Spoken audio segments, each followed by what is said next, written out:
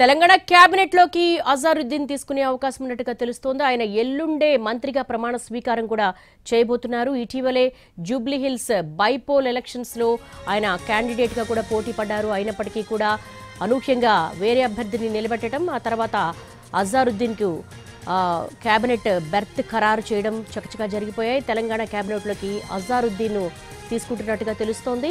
ఎల్లుండే ఆయన మంత్రిగా కూడా ప్రమాణ స్వీకారం చేయబోతున్నారు.